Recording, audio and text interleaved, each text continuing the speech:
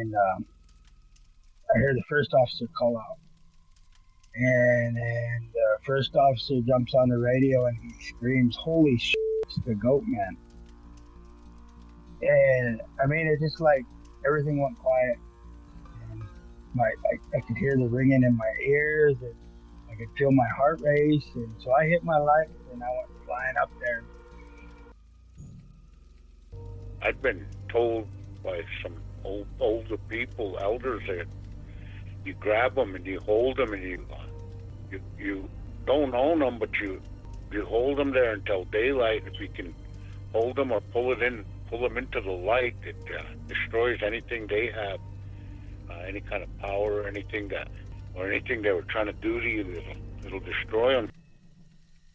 This guy was like bouncing, like, like how you see people kind of getting ready to jig, how they kind of bounce. Yeah, he was like that way. He was just kind of bouncing, and he was just kind of going back and forth on one foot to the other, and he just kind of turned sideways, and he turned back over to the other way, and he took off. Holy shit! He jumped in Wanda.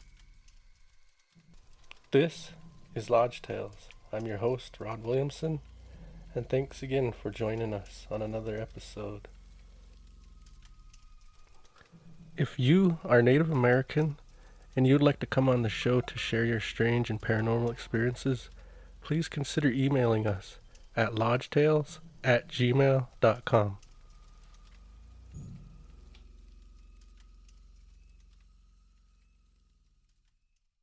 Well, thanks everybody again for joining us. This week we have Jenny and I, we talk a lot about Chemawa and Red Blanket and the area in Sweet Pine, all west of Star School there. We go over a lot of things with ghost lights, orbs, I guess you'd say, different spirits, different stories we've heard about the area. And I had a patron who asked me once about Red Blanket Ridge and if we heard about it and if we knew anything about it. So this episode, I would like to, well, maybe in a way dedicate it to that one patron. I don't want to say any names or anything like that. I didn't get the permission. But yeah, here you go. Here's one of our episodes about Red Blanket. And so we go into, there's a lot more that we go into with Chemawa too, but I mean, we barely cover the surface of all the stuff that goes on at Chemawa. And we barely touch on the stuff that goes on with Red Blanket. There's so many more stories out there with both of these places.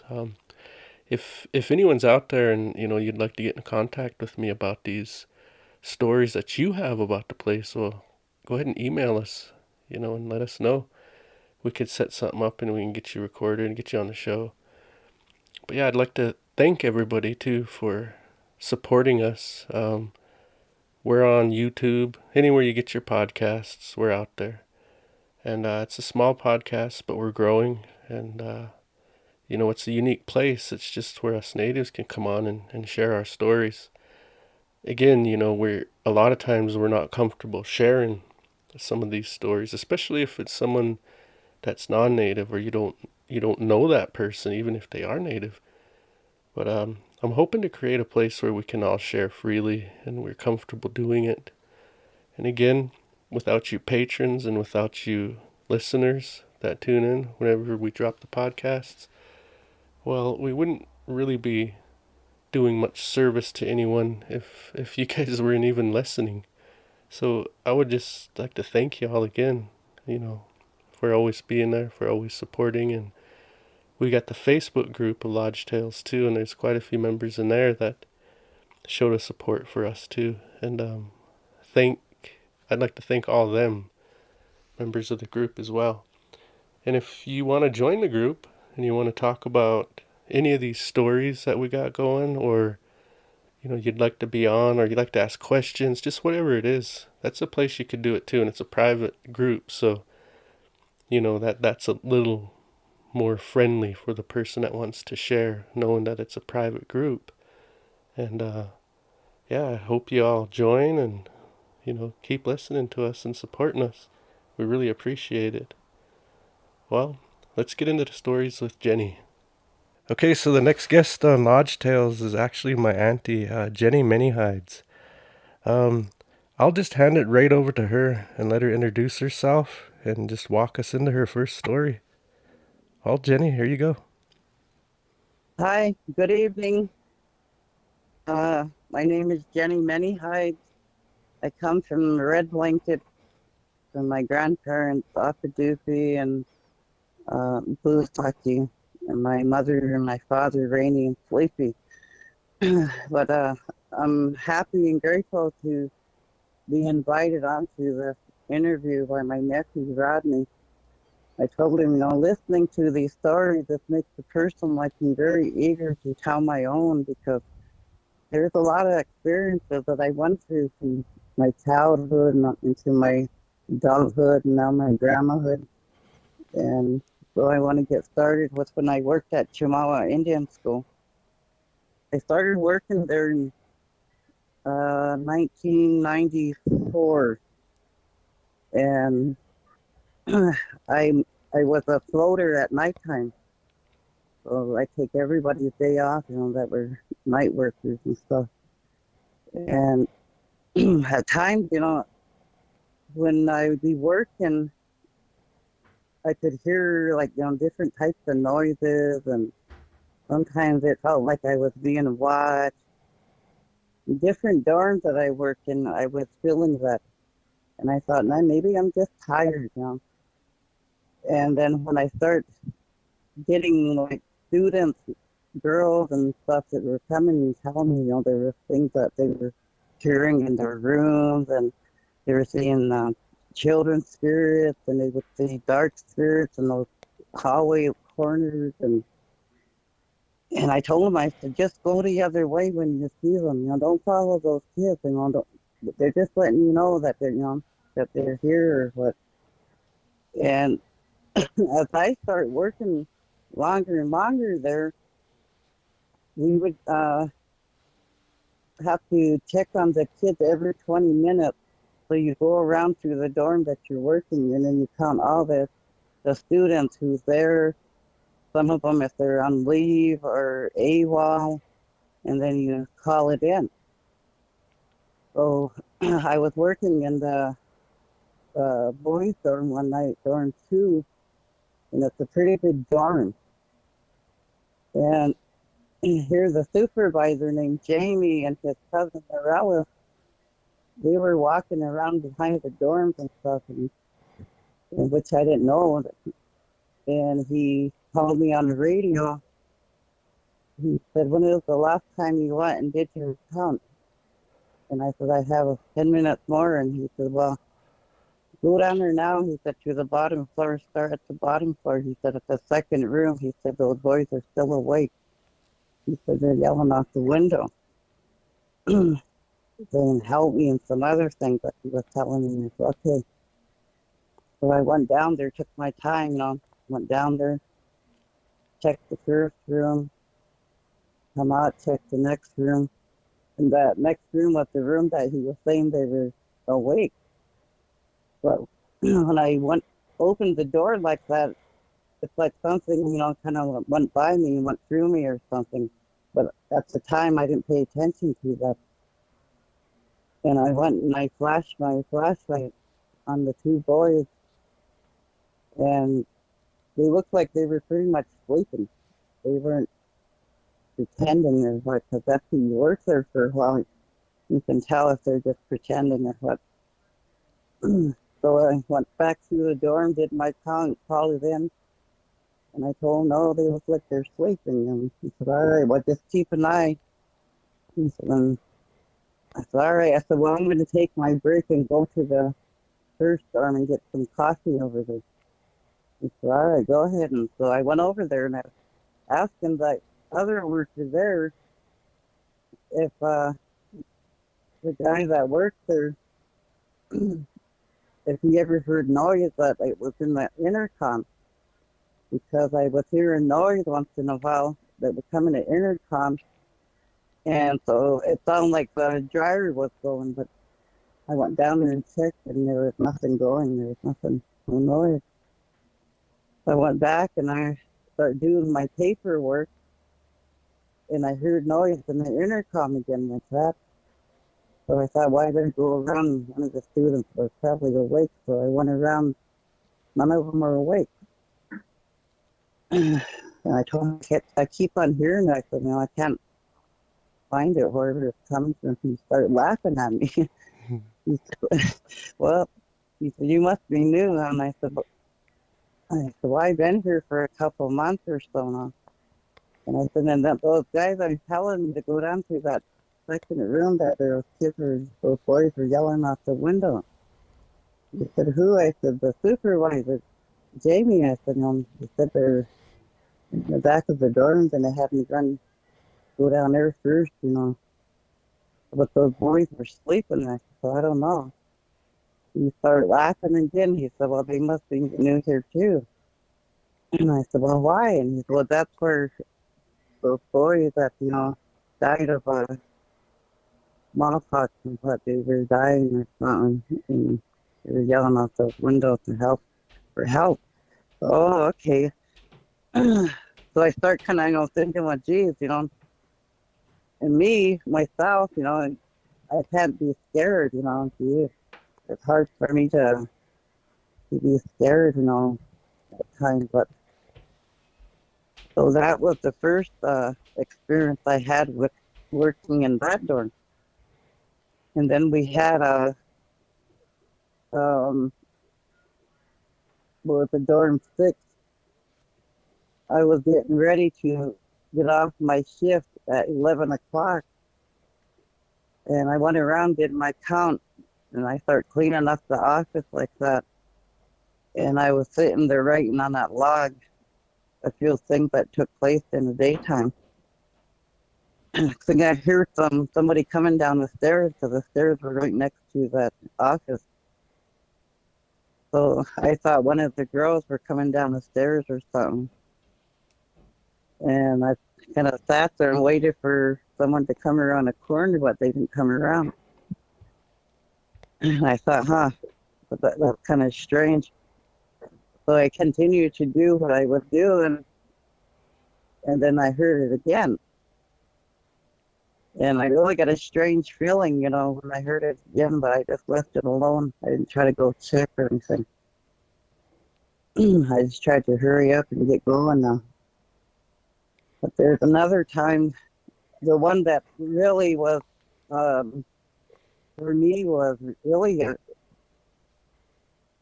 don't know how I'd explain it, because it was in dorm 9. And that was a big dorm. That was a girls' dorm. And I'd be doing my work, making envelopes to send certain letters home to the parents, reading the log, writing down things, writing letters to the parents, and all that work that you have to do in the nighttime while you're watching over the students. I was doing my work. In that dorm, there's a big window that's just inside. So that's your office window, so you can see the front door. You can see the hallway and the direction towards the living room and down the stairs right there. So I was doing my work. I keep on seeing something go by really fast, And I kept on, just doing my work, and I'd see it again. And so I ignored it. I didn't try to get up and go try to see or nothing. But it was. But it just kept passing through. Yeah, you could see it like something go by really fast. And and I already knew, from different, experiences from those other dorms, So I'm really sitting there trying to ignore all of it, And all of a sudden, I could feel my back really, feeling heavy. Start getting really heavy, heavy, heavy. That's what they call it, Mm-hmm. like somebody standing behind me. Hmm? So I'm just ignoring it like that. And then I sat back in that office chair, and I leaned back and sat back in the office chair because I could feel how thick my back was. So I'm sitting there with my mind, I start talking with my mind, I know you're standing behind me and I'm not afraid of you. But this is my job to watch over these children. I said, you need to leave us alone. So I sat up like that to start doing my work. Here's that office chair that, have those things that you have to turn on to make it go up and down. Yeah. That whole office chair, that thing fell on the floor. Mm. And, with my mind, I said, all right, if that's what you want it, I'll leave it there. I said, but you got to go. So I get up like that and I go to the kitchen and I got a cup of water. And I went all the way down to that bottom door right there and I start offering that water to whatever it is. It's come, that water like that. And I left it there. After a while, you couldn't feel that darkness feeling in that dorm. So they start asking, after a while, who keeps leaving water by these doors, And I told them, well, that's me. Mhm. Because you guys know that, the students are seeing little children spirits and dark spirits in these dorms. I said, because of what happened that night. I said, when we were all standing there by that pod, that basketball court thing, there was like maybe 7 of us, including our supervisor. And we're all talking and everything before we're going to go to their dorm.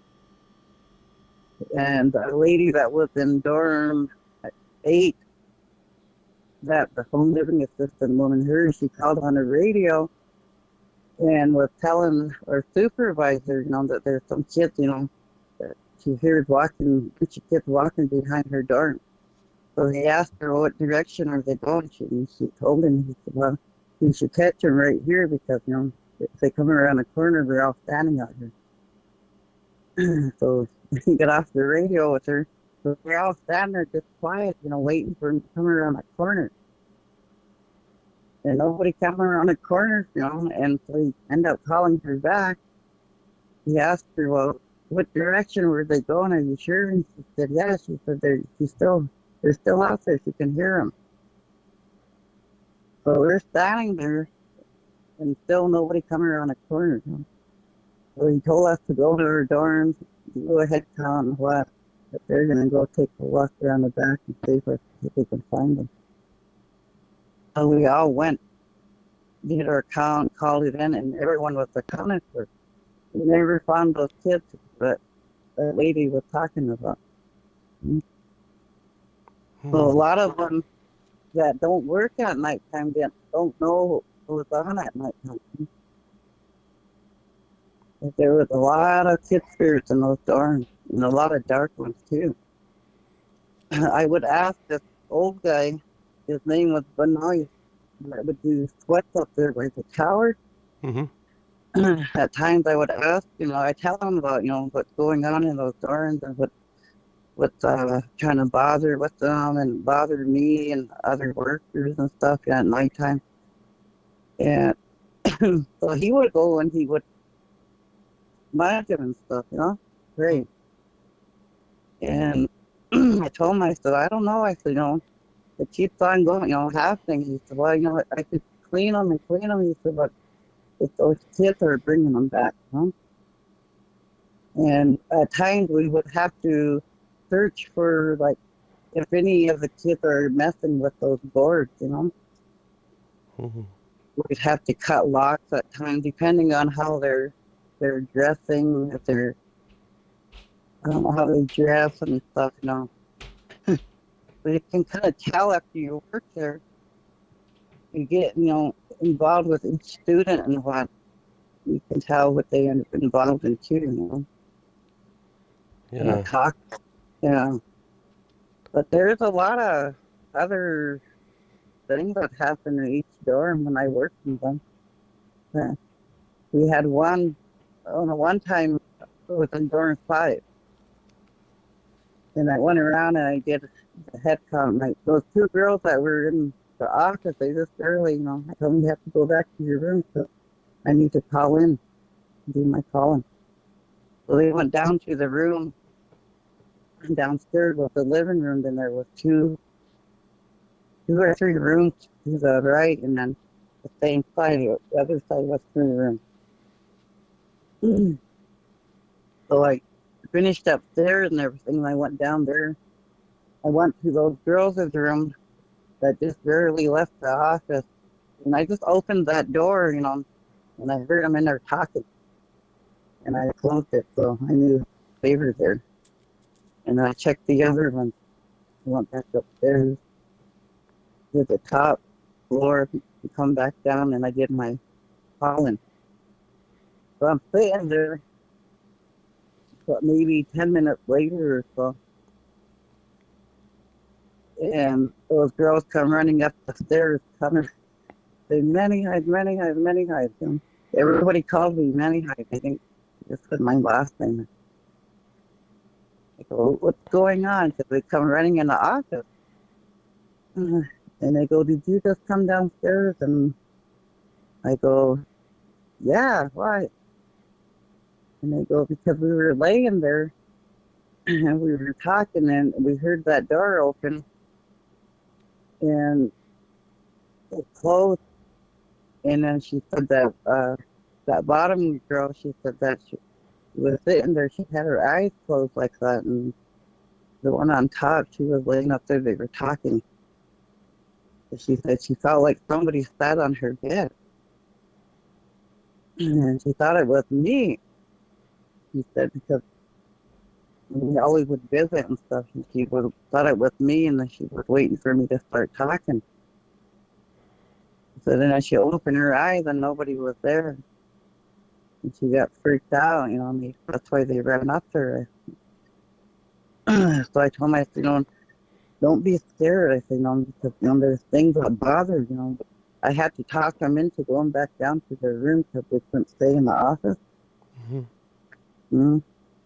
So at times, you know, that's why I would tell that old guy, you know, with certain ones, you know, to have him pray, watch over them, you know, because they get bothered. Even myself, I get bothered at home, you know. So I would have to, you know, I'd always sludge before I go to work and after I get off of work, and nothing would follow me, you know, because I had to share history with a lot of them about that area, what happened there, about the cemetery that they call the blanket of death right there. There's 200 plus graves right there. They unknown, you know, no names or what, you know. So a lot of that, you know. But now I don't know if they still get bothered today because they got rid of all those dorms and they built one big building kind of behind the gym. Yeah, So I'd be curious to hear because, you know, that land is old. There's a lot of history there, and really, like, I've been in brand new builds doing flooring, and I got bothered in a brand new house, you know, multiple times, separate places. I think it's the yeah, land. but I don't know if we should want to talk about red blanket. Well, before we move on, I got a few questions. Going back to dorm 2, when you were when you walked in that room, you said there was like a breeze that went through you. Yeah, yeah. Afterwards, you know, I was thinking about everything after what that guy told me. Uh, from dorm 1. Mm-hmm. Yeah, yeah. I started thinking about it because every time I go, you know, open those doors, nothing ever felt like a breeze went through me or something. Mm. Yeah, that Just stood out to me. one, just that one time I did that. That happened. Mm. It must have just went out as you went in, or or something.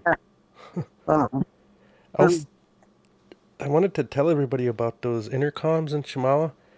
So mm-hmm. the old dorms, those intercoms, you could turn them on to lesson like all night, and there used to be this old function. I don't know if it worked anymore, but you could push it and you could talk to the matron too from your room. And I don't remember if that worked anymore, but the there was other matrons that would hear all kinds of stuff on those intercoms because they'd leave them on all night and they'd sit in there and they'd be able to hear things like just all over in there they couldn't explain.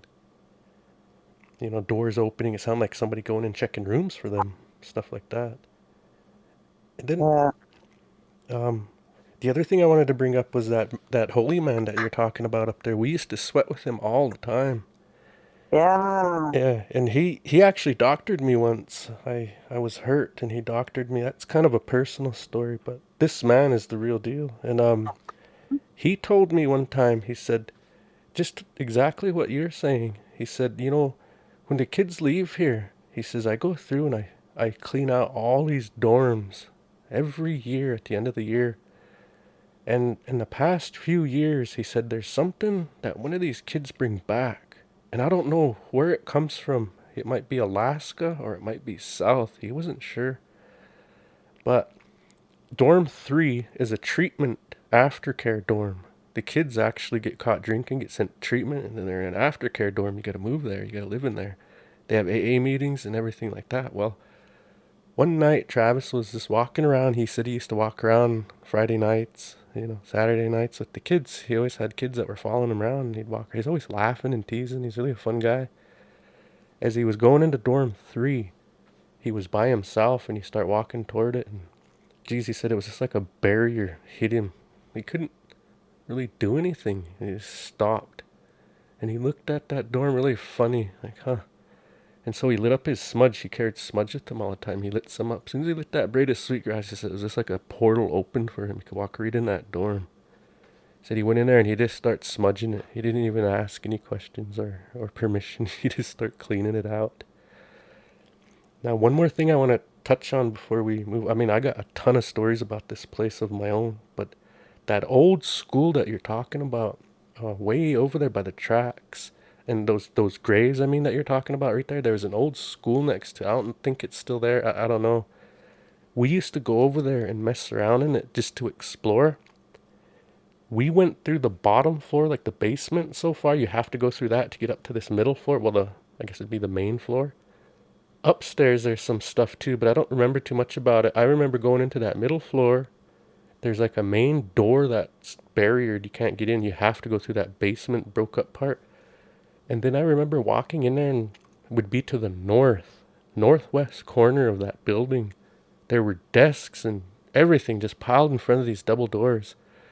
Daniel Blevins and I, we went, no, was it Norman? I don't remember who it was. One of my friends and I, we knocked all of that stuff out and we were able to squeeze our way into that room. And when we did, Jenny, there was that whole room was cleaned. It was cleaned out. And there was this pentagram, a star with a circle around it. Each corners of it had something there. I don't remember what it was, but what I remember is in the center of it, there was a bowl, and that blood that was in it is all black and cracked and dry. And Mm. we closed that.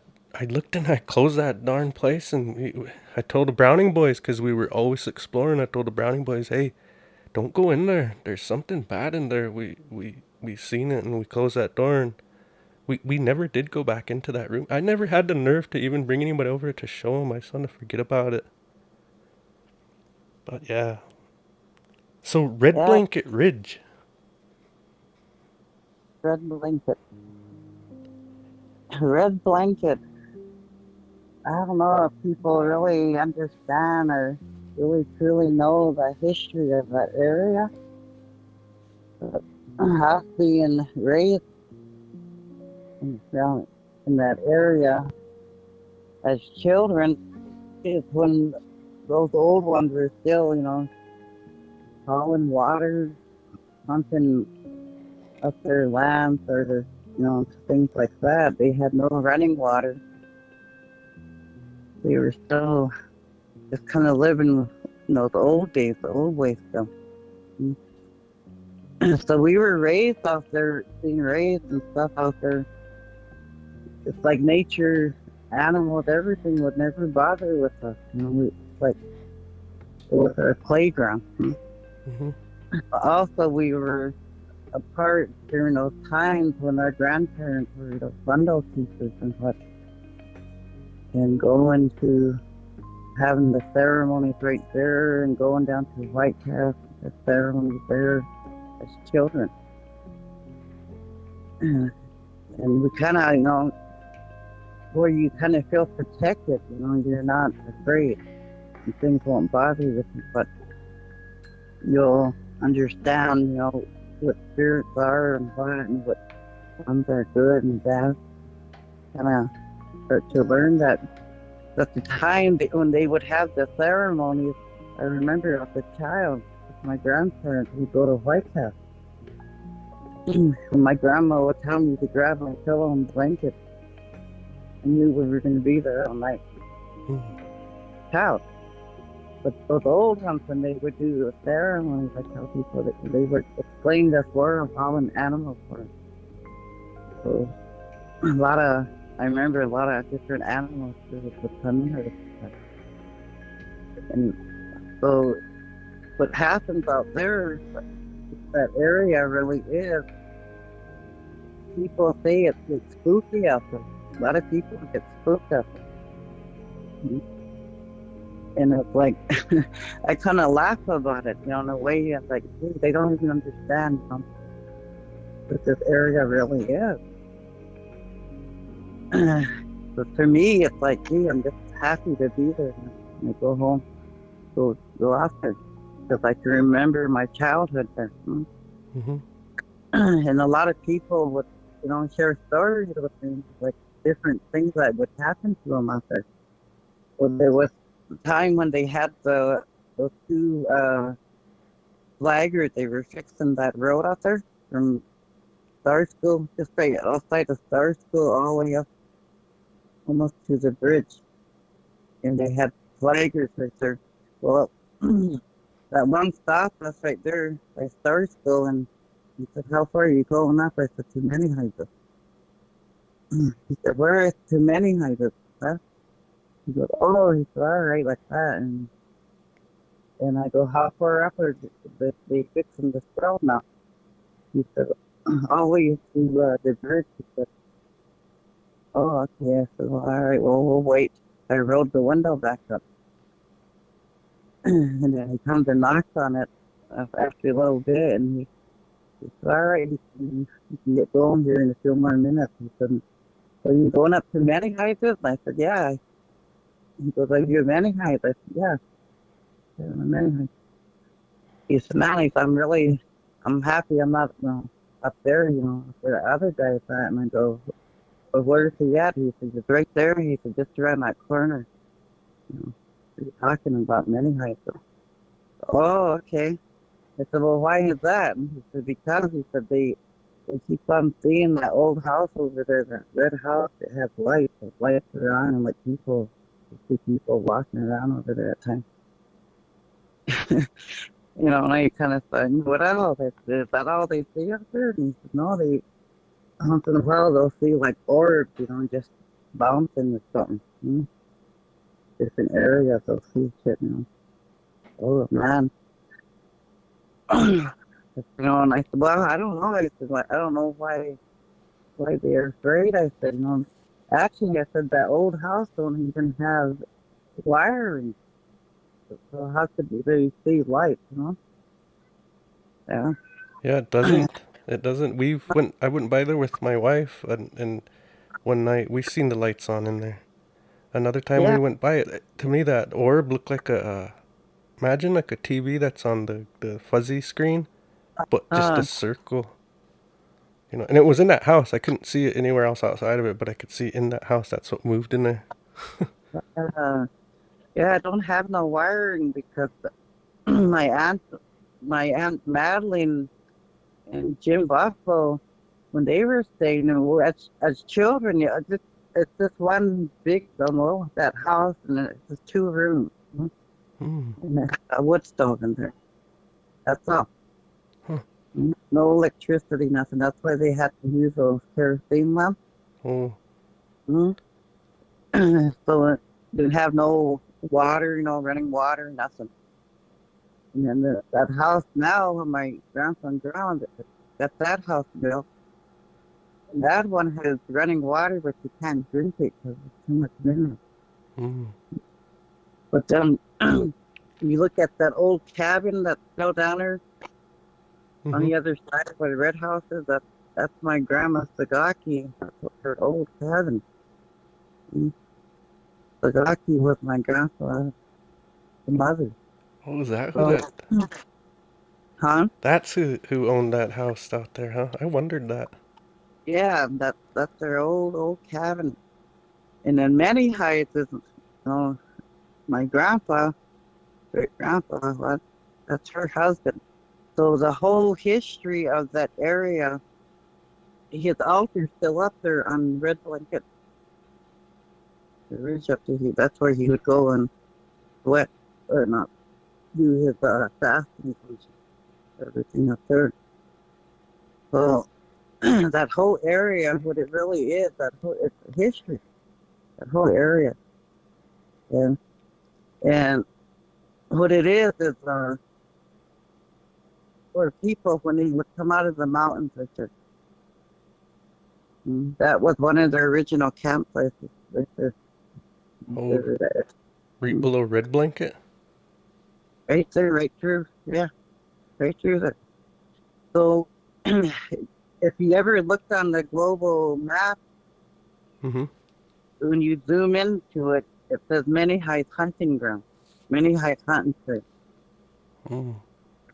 And the Manyhides means how it becomes is because he was a good hunter. He was, and when they would go back into the mountains, he'd pick all the best hunters in that camp, go with it back in the mountains to bring food, to feed the camp, while the other ones are out there chasing the buck. So you think of how many families that we don't even know came out through that way back in those days. That camp, uh, a lot of history right there. So out there, why it's like that, why they see things like that, is because it's still there. That camp is still there. Spiritually, it's still there. It's a passage for not just us, but animals, everything.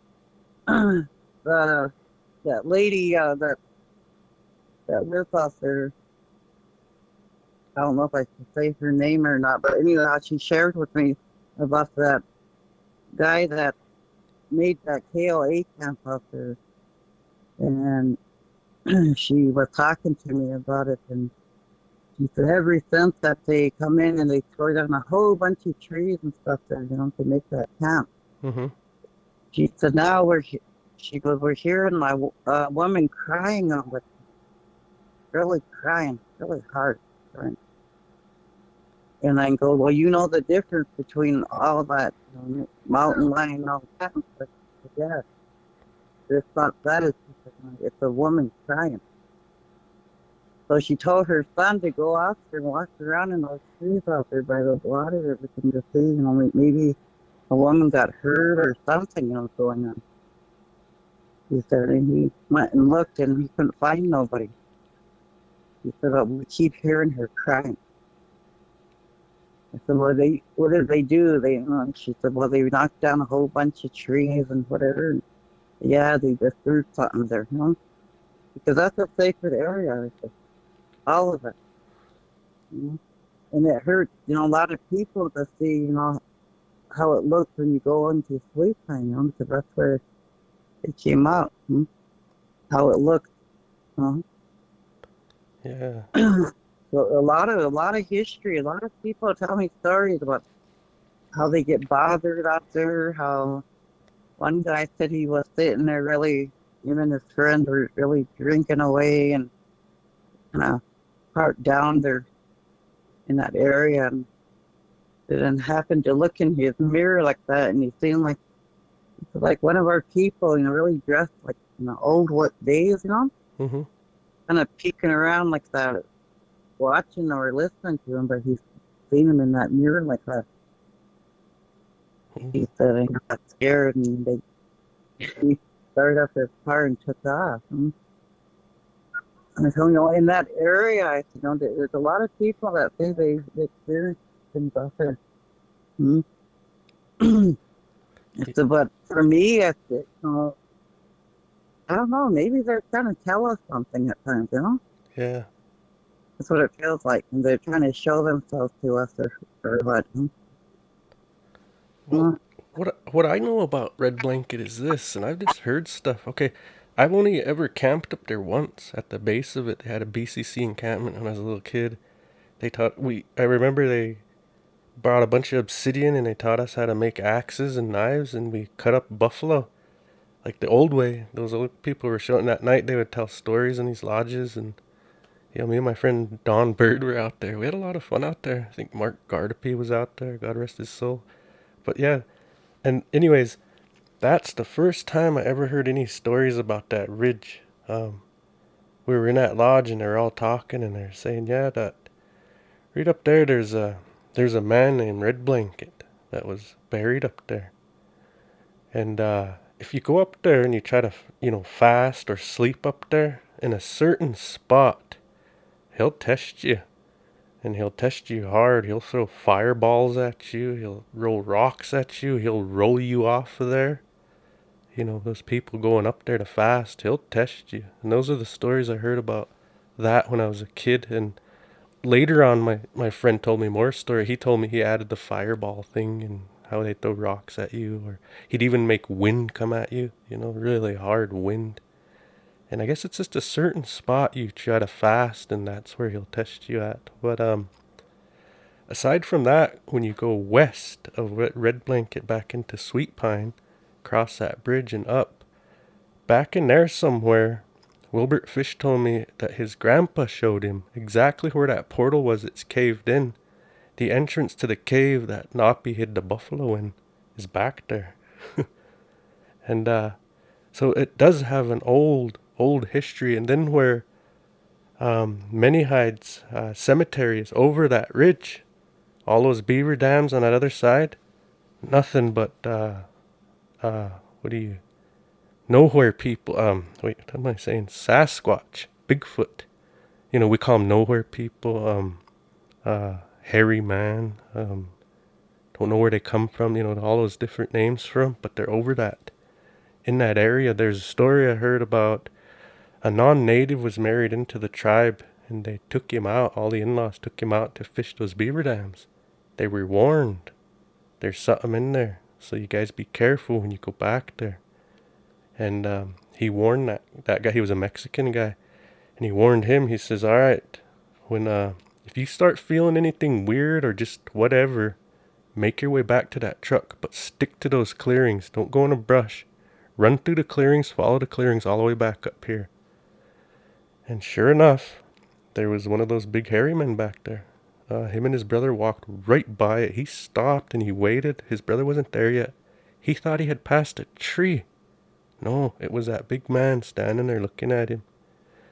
But he was by a tree. Anyways, he sat down and he waited because his brother was coming. And as soon as his brother got by him, he's kind of a smarty guy. He said, "Did you know what you just walked by?" And he was kind of like giggling. What? Look. Then he seen him. He peeked again at him around that tree and he walked right by that guy and didn't even see him. Anyways, they start making their way up those clearings up. Just then they heard that other guy, the Mexican, beating feet up there. He says, "I don't know what happened down there. I thought you guys were bothering me, throwing rocks at me." He said, "But I just remember you said if you get a weird feeling, just stick to the clearings and run." He says, "Here I am." Like I ran back up. But they all left. He was down there. Well, yeah, Red Blanket, that's my grandfather. Hmm. I That's why, yeah, he knows if you're there, doing good or bad. Take you out of there. But a lot of stories about him chasing people off of there. He'll shake their tents at times, and he'll spook them out of there. Yeah, a lot of good stories that our family have about out there. Mm. Yeah, there's a lot of I hear more and more Bigfoot stories about that place. There's Yeah. a lot I've been hearing from out there. Trees planted upside down, giant trees too. Hmm. My sister, she looked out that window one day that that by the sink and looked to that hill right behind that house. She was getting water like that. She happened to look out the window and she seen him sitting on her sled up on top of that hill. But only thing it was on bottom of one, a white one. Ooh. Mhm.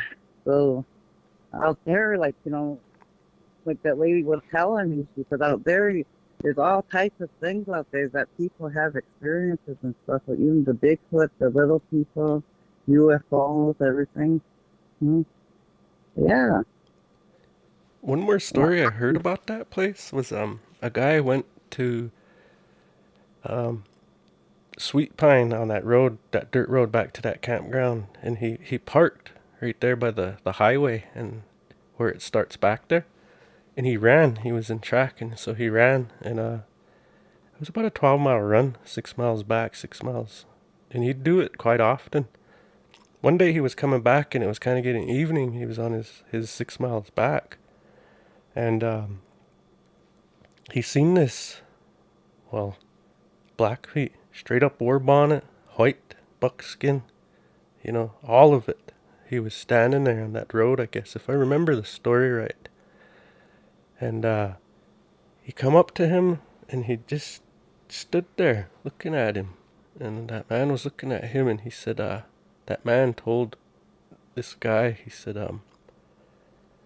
I see you back here all the time, and I see you always running. He says, I watch you, and I see you. He says, and I like what I see. I like how I see you trying hard like that. And he said, you'll be back up here. You'll be back. And this guy, I don't want to mention his name, but he just ran back out, just continued on his way. He wasn't spooked. He wasn't, it was just normal.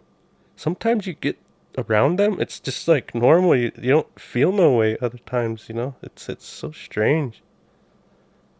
Yeah. One time we were visiting out at our school with this elderly woman. She was telling us stories, sharing stories with us about our dad and different, stories. And when we got ready, we were heading in town. I was the passenger, and my sister was driving. Her husband was in the back with my niece and nephew. And so we started crossing that bridge, and I started thinking about how it used to look, before. Mm-hmm. Way back then.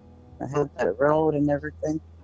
Yeah, it really looked like I remember how it used to look. Just as we started heading up the hill, I'm looking and I see one of our old people, standing there. And he's standing there and he's wrapped with a robe, like the buffalo robe, like just standing there looking at that road and watching us or something. But he went by. It's like I was supposed to see him. And I told my sister, oh, there's somebody standing down here, wrapped in the robe. Did you see them? And nobody said anything. Because of course she didn't see, because she's driving, and Alden, I don't know what he was doing. So anyway, it stayed in my mind, like, I know I seen somebody down there, So we kept on going. We got to town, went to his house. Sitting there, trying to, process if I really seen that, So my sister-in-law must have seen that, something was bothering me, because she goes, what's the matter? And she goes, like, something's bothering you. And I go, gee, how did you know? She said, looking at you. So I start telling her what I seen. She goes, no, she goes, I believe you. And I go, oh, all right. I said, that's good to know. She goes, well, the reason why, she said, her and my brother was driving one day up there by Kiowa. You kind of get into that straight part, you see all the trees. And there was snow on the tree line on the ground, but the roads were pretty clear.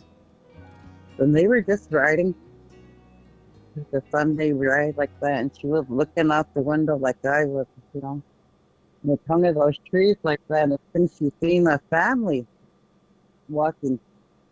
There's a man, a woman, and two children. They're in those trees walking towards the road like that.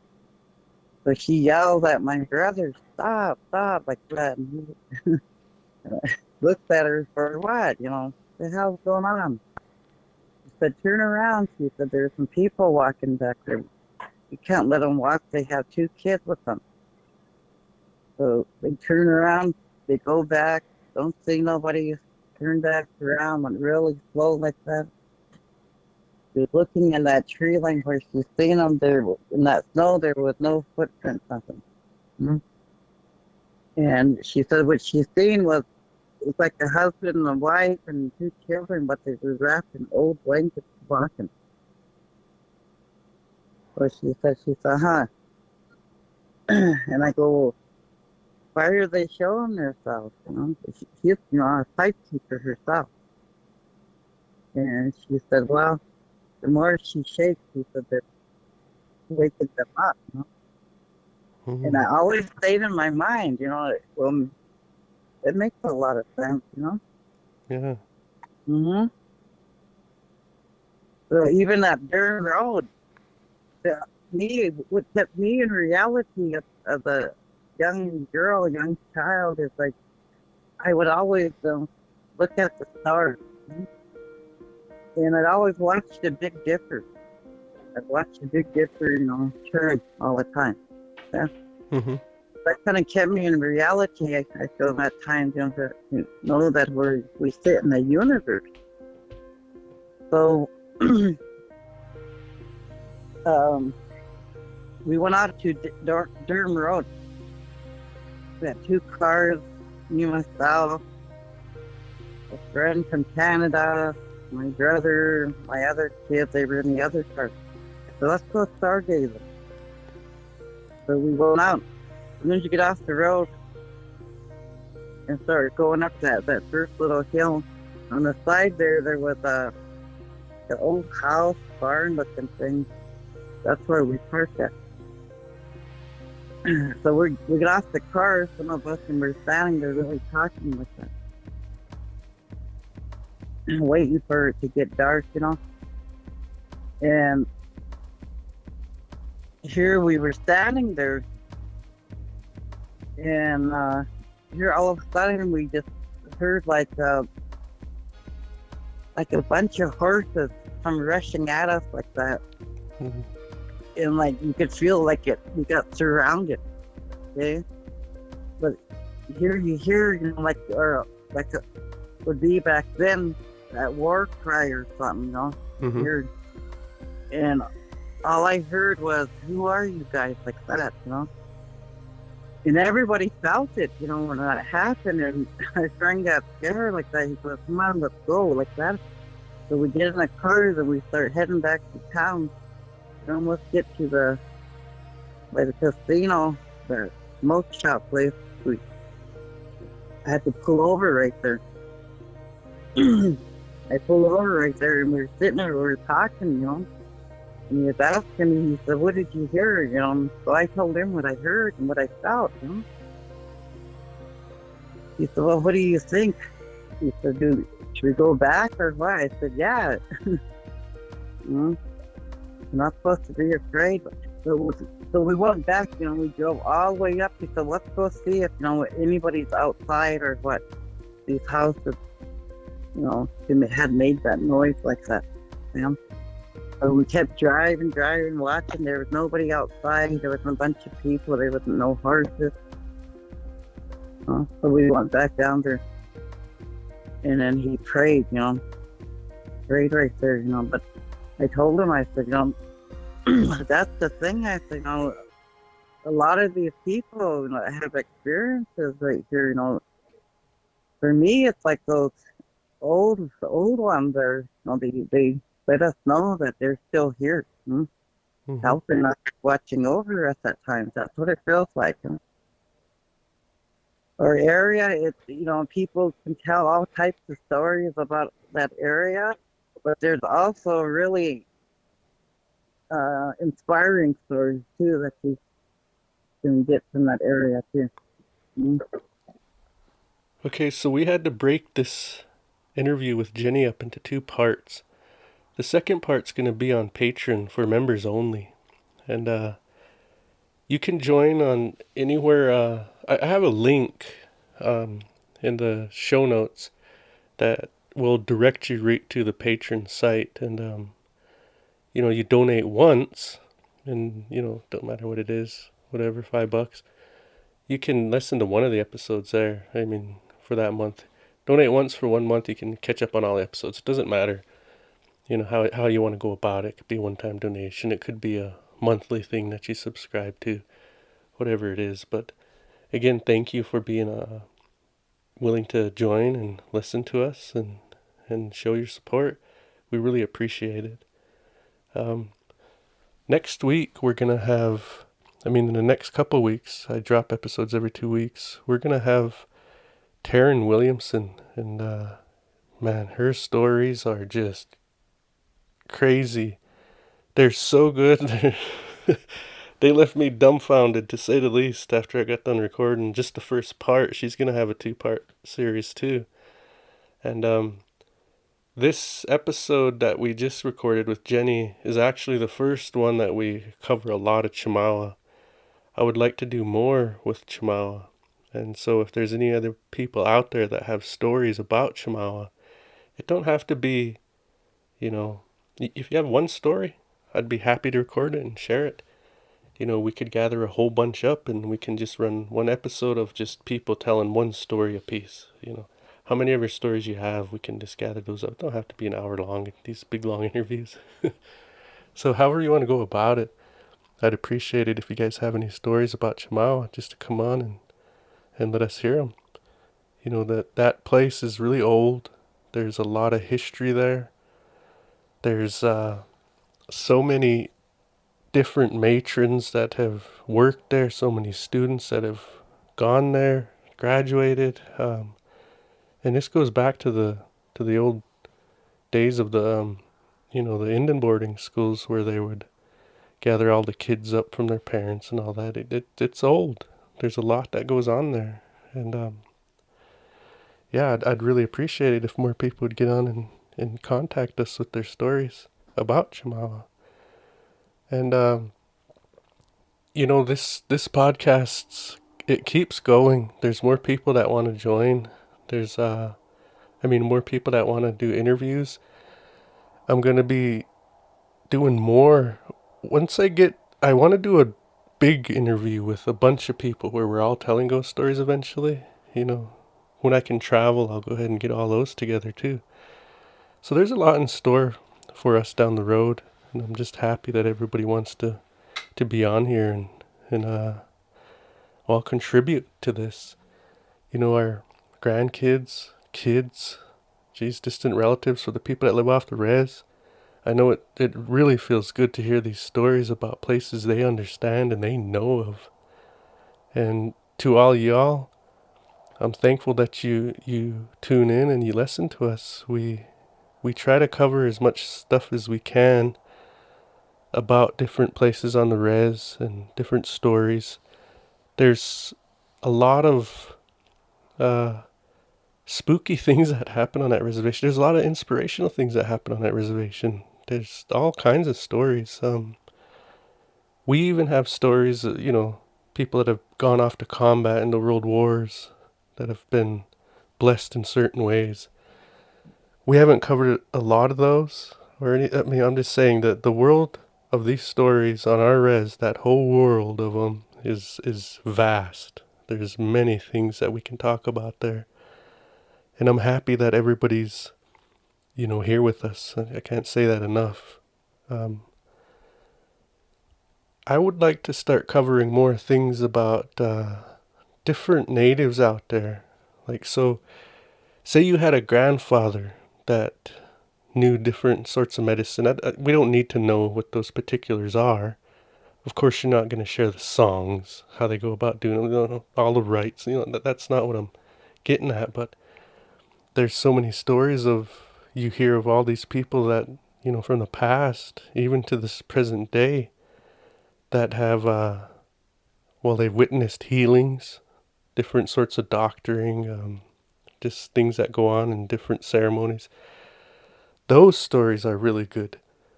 And we can talk about a few of those. There's a lot of stuff we can't share now. We can't share a lot of these things, especially when they're really personal or they're some of them are stories that are only exclusive to the members of certain societies. Even I don't get to get those, and I wouldn't want them because I'm not a member of that society. So there's a clear line drawn to where we can and we can't tread with a lot of this stuff. So again, thank you all for tuning in and listening to us. I appreciate it all. Until next time, see you. Kita kita matsin.